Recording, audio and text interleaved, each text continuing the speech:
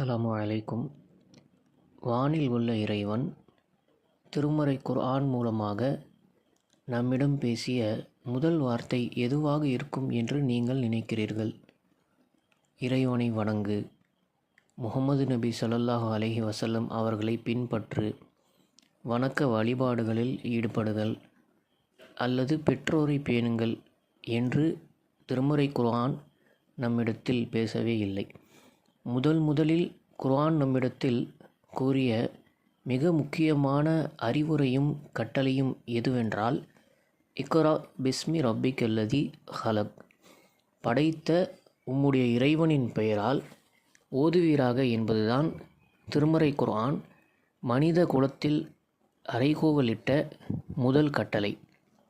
இறைவன் தன்னை வணங்குவதையோ அல்லது பெற்றோருக்கு துன்பம் தராமல் வாழ்வதையோ இன்ன பிற நல்ல விஷயங்களையோ இறைவன் நமக்கு முதலில் கட்டளையிடவில்லை. மாறாக ஒருவனுடைய அறிவை வளர்க்கும் விதமாக, அவனுடைய அறிவு நல்ல விதத்தில் வளர்ந்து விட்டது என்று சொன்னால் அவன் மற்ற அனைத்து காரியங்களிலும் மிகச் சரியாக இருப்பான் என்பதை நமக்கு சுட்டிக்காட்டும் விதமாக, உங்களுடைய அறிவை வளர்த்து கொள்ளுங்கள், அதற்காக நீங்கள் படியுங்கள், குர்ஆனை படித்து தெரிந்து கொள்ளுங்கள், ஓதுங்கள் என்று கூறுகிறான். அத்தகைய அறிவு என்பது வெறும் திருமறை குர்ஆனை படித்து ஓதுவது மட்டும் கிடையாது. மாறாக உலகில் இருக்கக்கூடிய எந்த ஒரு கல்வியை கற்றாலும் அதுவும் இந்த இறைவனுடைய வார்த்தையை, வசனத்தை நிறைவேற்றியதாகத்தான் அமையும்.